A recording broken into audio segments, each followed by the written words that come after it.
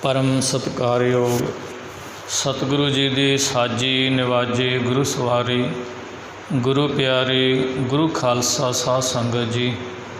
आप अति धनता दे योग हो जो अमृत वेले श्रोमणी भगत ब्रह्म ज्ञानी शांति दे पुंज करनी अते कथनी दे पूरे परमेश्वर दे प्यारे धन धन भगत नामदेव जी दे पवित्र अस्थान भवन विखे धन धन श्री गुरु ग्रंथ साहिब पातशाह जियां दे पवित्र दरबार विच अमृत वेले तो जुड़ बैठे हो। सुआओ अपनियां मनोवृत्तियां नूं करिए एकाग्र। धन धन भगत नामदेव जियां दे 750वें प्रकाश दिहाड़े नूं समर्पित जो भगत नामदेव जियां दी पवित्र बाणी श्री गुरु अर्जन देव महाराज जियां ने श्री गुरु ग्रंथ साहिब विच 61 शब्द 18 रागां विच अंकित कीते ने।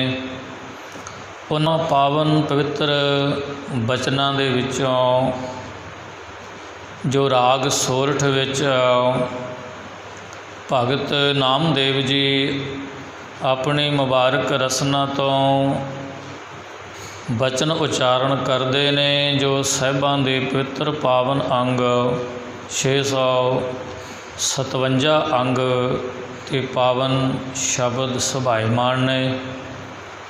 भगत नामदेव जी अपनी बाणी विच फरमान पै करते ने एक ओंकार सतगुर प्रसाद घर चौथा सोरठ।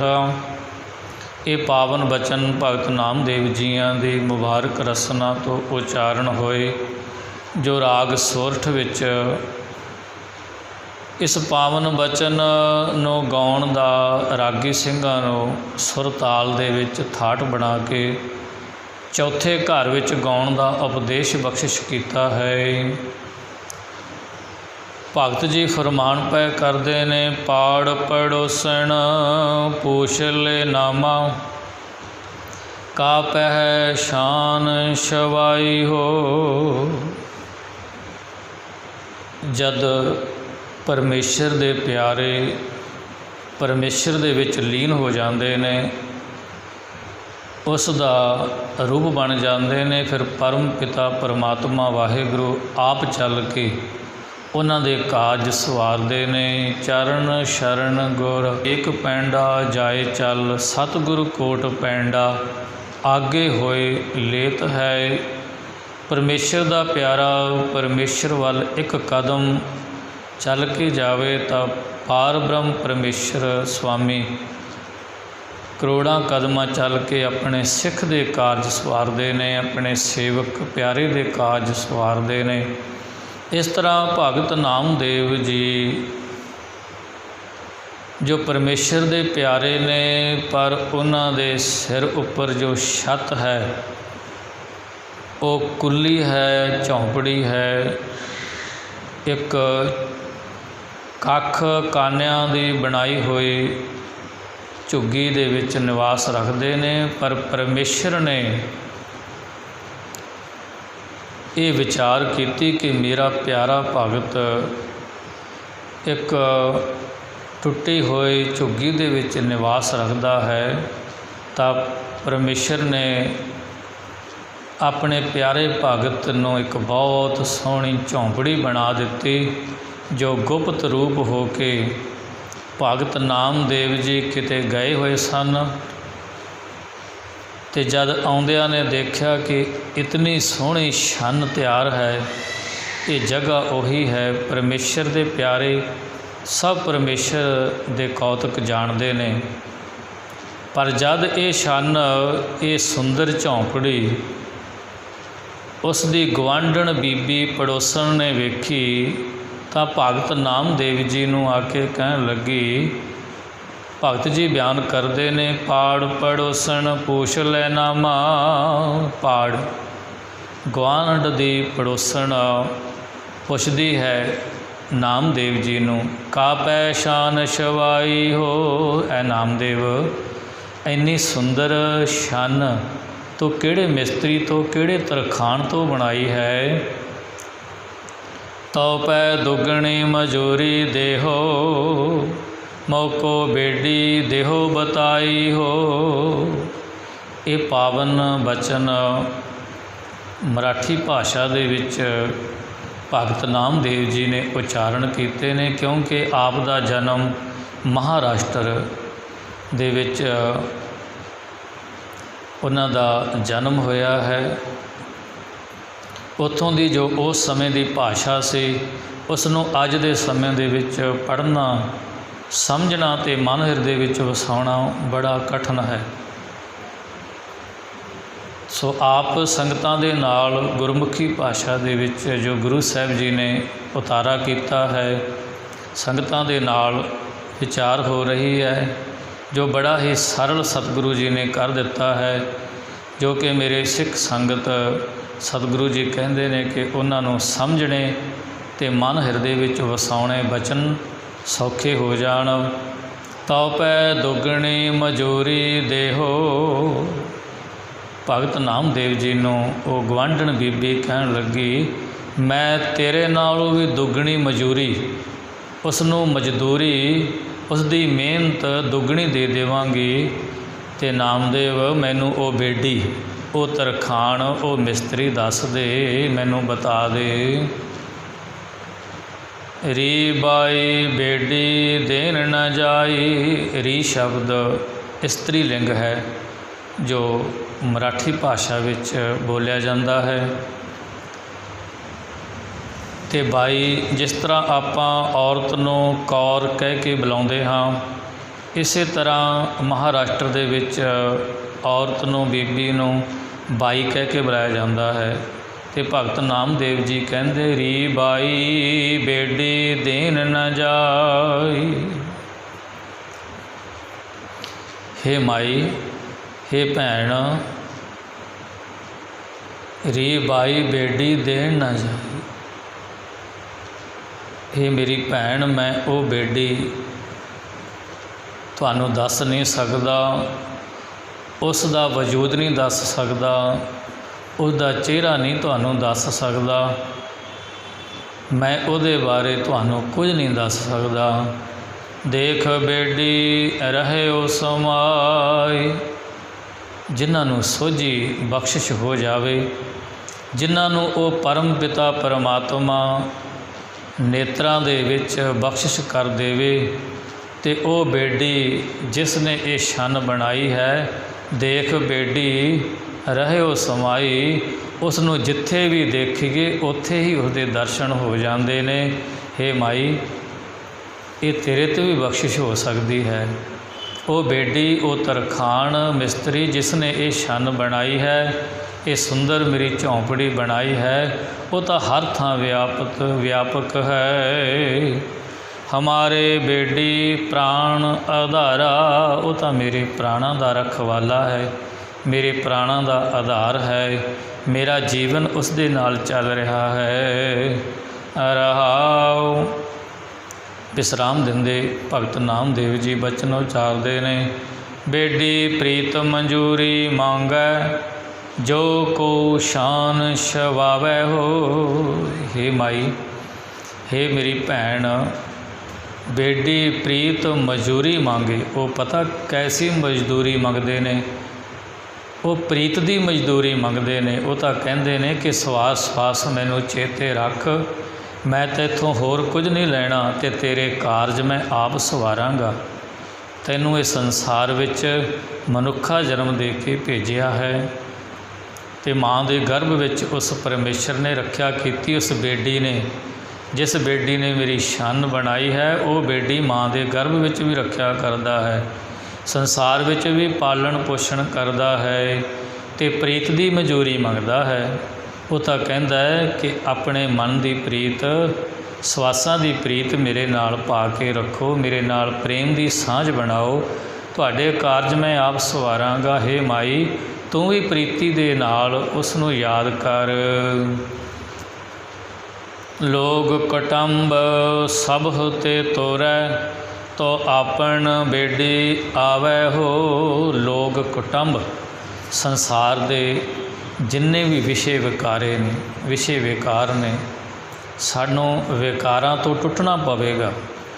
धन दौलत ਧੀਆਂ ਪੁੱਤਰਾਂ ਦੇ ਮੋਹ ਜਾਲ ਤੋਂ ਸਾਨੂੰ ਟੁੱਟਣਾ ਪਵੇਗਾ। ਇਤਨਾ ਵੀ ਖਚਤ ਨਾ ਹੋ ਜਾਈਏ ਕਿ ਅਸੀਂ ਮੋਹ ਜਾਲ ਦੇ ਵਿੱਚ ਇੰਨਾ ਵਿਆਕੁਲ ਹੋ ਜਾਈਏ ਕਿ ਪਰਮੇਸ਼ਰ ਨੂੰ ਭੁੱਲ ਜਾਈਏ।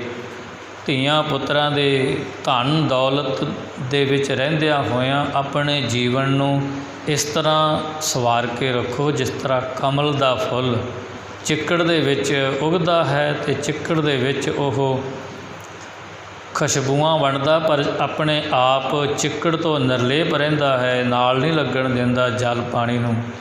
ਇਸ ਕਰਕੇ ਇਸ ਧਨ ਦੌਲਤ ਮੋਹ ਮਾਇਆ ਦੇ ਜਾਲ ਸੰਸਾਰ ਦੇ ਵਿਕਾਰਾਂ ਦੇ ਵਿੱਚੋਂ ਕਮਲ ਦੇ ਫੁੱਲ ਵਾਂਗੂ, ਮੁਰਗਾਈ ਦੇ ਪੰਖ ਵਾਂਗੂ ਨਿਰਲੇਪ ਰਹੋ। ਲੋਕ ਕੁਟੁੰਬ ਸਭ ਹੋਤੇ ਤੋਰੈ, ਇਹਨਾਂ ਵਿਕਾਰਾਂ ਦੇ ਵਿੱਚੋਂ ਟੁੱਟਣਾ ਪੈਂਦਾ ਹੈ ਅਤੇ ਪਰਮੇਸ਼ਰ ਦੇ ਨਾਲ, ਉਸ ਬੇਡੀ ਦੇ ਨਾਲ, ਉਸ ਤਰਖਾਣ ਮਿਸਤਰੀ ਦੇ ਨਾਲ ਜੁੜਨਾ ਪੈਂਦਾ ਹੈ। ਸੰਸਾਰ ਦੇ ਵਿਕਾਰਾਂ 'ਚੋਂ ਟੁੱਟ ਕੇ ਅਤੇ ਬੇਡੀ ਦੇ ਨਾਲ ਜੁੜ ਕੇ ਹਮਾਰੇ ਲੋਗ ਕੁਟੁੰਬ ਸਭ ਹੋਤੇ ਤੋਰੈ, ਤੋ ਆਪਣ ਬੇਡੀ ਆਵੈ ਹੋ। ਜਦ ਇਹ ਅਵਸਥਾ ਬਣ ਜਾਂਦੀ ਹੈ ਤਾਂ ਉਹ ਫਿਰ ਬੇਡੀ, ਉਹ ਤਰਖਾਣ, ਉਹ ਪਰਮੇਸ਼ਰ ਆਪ ਆ ਕੇ ਕਾਰਜ ਸਵਾਰਦੇ ਨੇ। ਐਸੋ ਬੇਡੀ ਵਰਨ ਨਾ ਸਾਕੋ, ਮੈਂ ਉਸ ਬੇਡੀ ਦੀ ਮਹਿਮਾ ਗਾ ਨਹੀਂ ਸਕਦਾ। ਉਸ ਦੀ ਮਹਿਮਾ ਬੜੀ ਅਕੱਥ ਹੈ, ਕਥਨ ਨਹੀਂ ਕਰ ਸਕਦਾ। ਉਹ ਬੜਾ ਅਮੋਲਕ ਹੈ, ਉਸ ਦਾ ਮੁੱਲ ਕੋਈ ਨਹੀਂ। ਉਹ ਬੜਾ ਅਤੋਲ ਹੈ, ਉਸ ਨੂੰ ਕੋਈ ਤੋਲ ਨਹੀਂ ਸਕਦਾ, ਉਸ ਨੂੰ ਕੋਈ ਮਿਣ ਨਹੀਂ ਸਕਦਾ। ਹੇ ਮਾਈ, ਐਸੋ ਬੇਡੀ ਵਰਨ ਨਾ ਸਾਕੋ, ਮੈਂ ਉਸ ਦੀ ਮਹਿਮਾ ਤੁਹਾਨੂੰ ਗਾ ਕੇ ਦੱਸ ਨਹੀਂ ਸਕਦਾ। ਸਭ ਅੰਤਰ ਸਭ ਠਾਈ ਹੋ, ਉਹ ਤਾਂ ਹਰ ਇੱਕ ਕਣ ਕਣ ਦੇ ਵਿੱਚ ਰਮਿਆ ਹੋਇਆ ਹੈ। ਸਭ ਅੰਤਰ ਸਭ ਠਾਈ ਹੋ, ਅੰਦਰ ਬਾਹਰ ਉੱਪਰ ਨੀਚੇ ਆਕਾਸ਼ਾਂ ਪਤਾਲਾਂ ਵਿੱਚ ਉਹ ਪਰਿਪੂਰ ਪਰਮੇਸ਼ਰ ਰਮਿਆ ਹੋਇਆ ਹੈ। ਗੂੰਗੇ ਮਹਾ ਅੰਮ੍ਰਿਤ ਰਸ ਚਾਖਿਆ, ਜੇ ਗੂੰਗੇ ਮਨੁੱਖ ਨੂੰ ਕੋਈ ਸਵਾਦਿਸ਼ਟ ਮਿਠਾਸ ਵਾਲਾ ਪਦਾਰਥ ਛਕਾ ਦਈਏ ਅਤੇ ਫਿਰ ਉਸ ਤੋਂ ਪੁੱਛਣਾ ਕਰੀਏ ਕਿ ਇਸ ਦਾ ਕੀ ਸਵਾਦ ਸੀ, ਇਸ ਦਾ ਰਸ ਕੈਸਾ ਸੀ, ਤਾਂ ਉਹ ਦੱਸ ਨਹੀਂ ਸਕਦਾ। ਇਹ ਮਾਂ, ਇਹ ਬੇਡੀ, ਮੈਂ ਉਸ ਦੇ ਗੁਣ ਬੇਡੀ ਦੇ ਗਾ ਨਹੀਂ ਸਕਦਾ, ਦੱਸ ਨਹੀਂ ਸਕਦਾ। ਜਿਸ ਤਰ੍ਹਾਂ ਗੂੰਗਾ ਮਿੱਠੇ ਭੋਜਨ ਦੀ ਮਿਠਾਸ ਨਹੀਂ ਦੱਸ ਸਕਦਾ।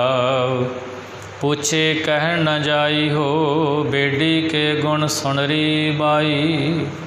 ਪਰ ਹੇ ਮਾਈ, ਮੈਂ ਤੁਹਾਨੂੰ ਉਸ ਬੇਡੀ ਦੇ ਜਿਸ ਨੇ ਇਹ ਸੁੰਦਰ ਛਣ ਬਣਾਈ ਹੈ ਕੁਝ ਗੁਣ ਦੱਸ ਸਕਦਾ ਹਾਂ।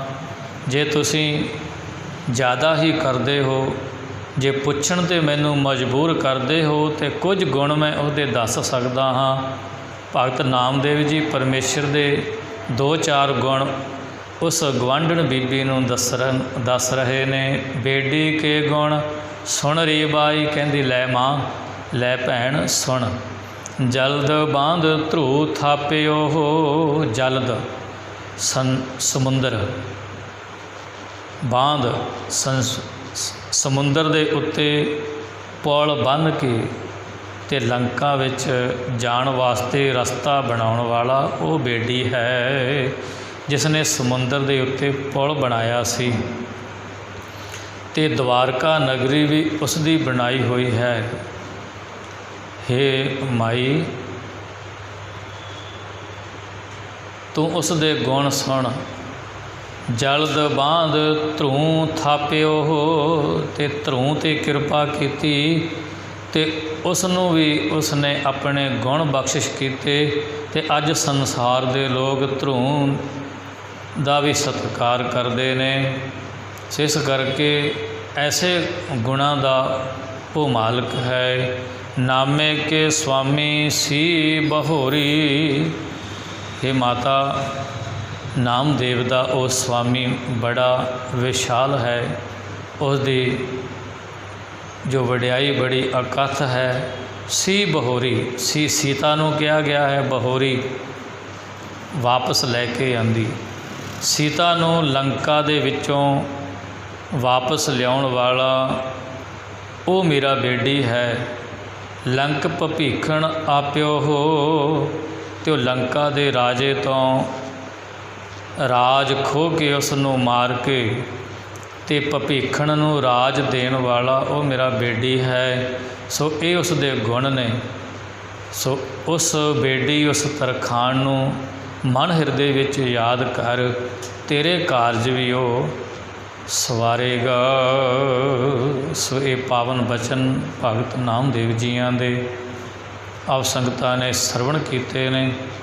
ਸਤਿਗੁਰੂ ਕਿਰਪਾ ਕਰਨ, ਸਰਬੱਤ ਸੰਗਤ ਦੀ ਹਾਜ਼ਰੀ ਦਰ ਪ੍ਰਵਾਨ ਕਰਨ, ਕਦਮ ਕਦਮ ਲੇਖੇ ਲਾਉਣ, ਦਰੋਂ ਘਰੋਂ ਗੁਰ ਸਿੱਖੀ ਸਿਦਕ ਭਰੋਸੇ ਬਖਸ਼ ਕੇ ਨਿਹਾਲ ਕਰਨ। ਪਾਤਸ਼ਾਹ ਜੀ ਭਗਤ ਨਾਮਦੇਵ ਜੀ ਸਾਡੇ 'ਤੇ ਵੀ ਕਿਰਪਾ ਕਰਨ, ਸਾਡੇ ਵੀ ਪ੍ਰੀਤ ਉਸ ਬੇਟੀ ਪਰਮੇਸ਼ਰ ਦੇ ਨਾਲ ਬਣ ਜਾਵੇ, ਤਾਂ ਕਿ ਜਿਸ ਤਰ੍ਹਾਂ ਉਹਨਾਂ ਦੇ ਕਾਰਜ ਪਰਮੇਸ਼ਰ ਨੇ ਸਵਾਰੇ ਨੇ, ਸੰਸਾਰ ਦੇ ਕਾਰਜ ਵੀ ਉਹ ਸਵਾਰਨ। ਜੋ ਉਸ ਦੇ ਨਾਲ ਪ੍ਰੀਤੀ ਬਣਾ ਲਵੇ, ਉਸ ਨੂੰ ਮਨ ਹਿਰਦੇ ਵਿੱਚ ਸਵਾਸ ਸਵਾਸ ਉਹਦੀ ਯਾਦ ਵਿੱਚ ਜੁੜ ਜਾਵੇ, ਉਹ ਪਰਮੇਸ਼ਰ ਵਾਹਿਗੁਰੂ ਉਹਨਾਂ ਦੇ ਕਾਰਜ ਸਵਾਰਦੇ ਨੇ। ਵਾਹਿਗੁਰੂ ਜੀ ਕਾ ਖਾਲਸਾ, ਵਾਹਿਗੁਰੂ ਜੀ ਕੀ ਫਤਿਹ।